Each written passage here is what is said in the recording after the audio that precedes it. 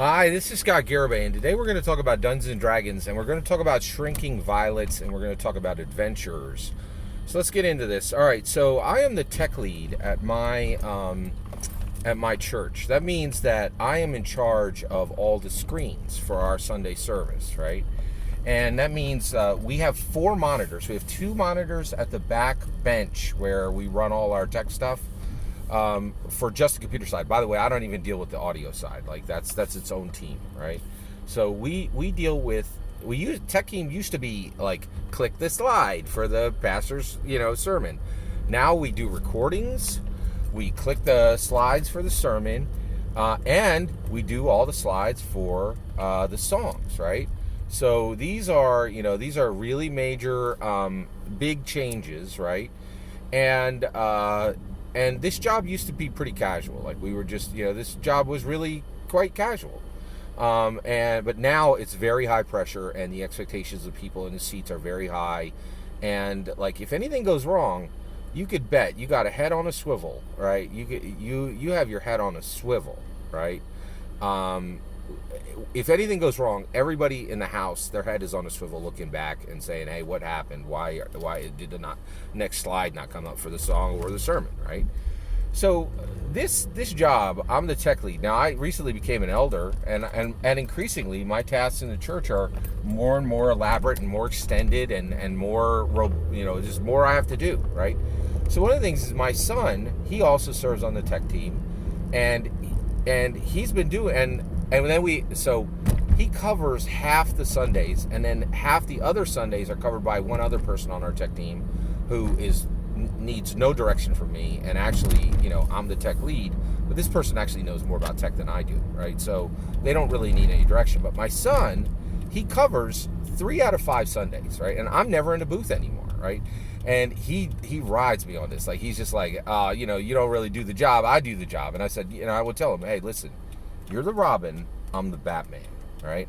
I swoop in when Joker shows up, when a real problem shows up, right? So that happened this Sunday. We're 3 minutes out from the sermon, okay?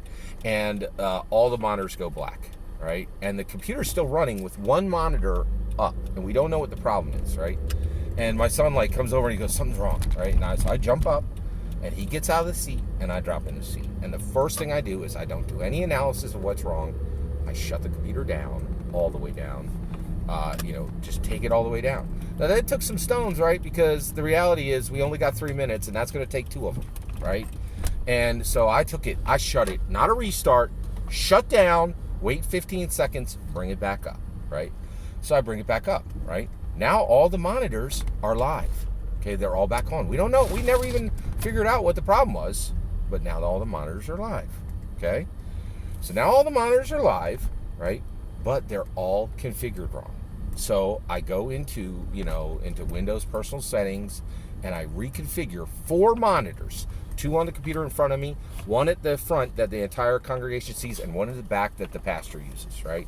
That ain't easy. You got to know what you're doing, right? And then last, right, OBS is what we use to record, right? OBS comes up on...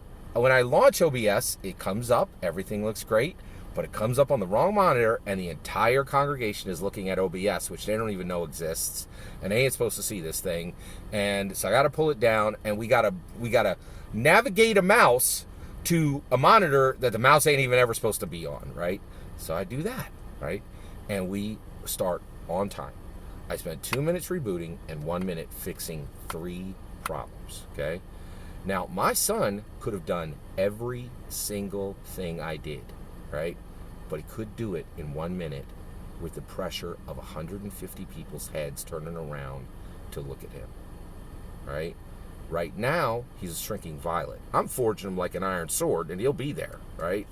But the reality is, he's a shrinking violet at this point. Here's the D&D thing. If you are a shrinking violet, stop being a shrinking violet. If you're a Dungeons & Dragons player and you are a shrinking violet, stop being a shrinking violet, right? You can do everything you're doing. Like, you run an adventure and you do it every week, right? And you slay dragons. And then in your own life, you're like, oh, I have imposter and shinbone. Can I do this? Do I suck? Stop. Don't do it. Stop. right? You have to tell yourself every day, I am the adventurer I play. I am good at life. I don't suck. I can do this. And the reason you have to do it is nobody will. Nobody's coming to tell you you're awesome, right? You've got to do it yourself. If you are a Dungeons & Dragons player, you play an adventurer. Be an adventurer. Stop telling yourself you suck. Just do what you do every week in your own life.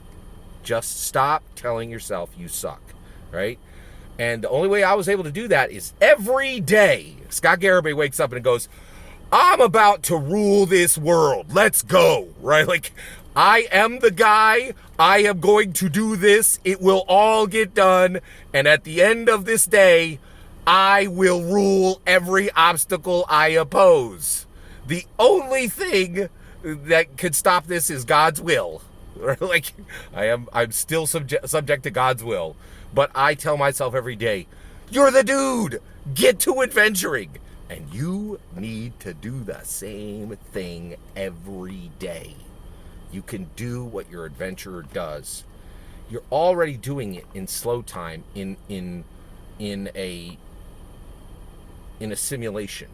Just shift it, right? And my son, I know for a fact he could do everything I did. The only thing he couldn't do is do it in a minute, right?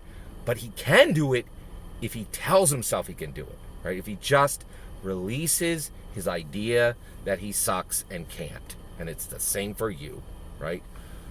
Give yourself the permissioning to be awesome because no one's coming to give it to you. That's my opinion. Be your adventurer. That's my opinion. What's your thought? Let me know in the comments below. Please consider liking and subscribing, and have a wonderful millennium.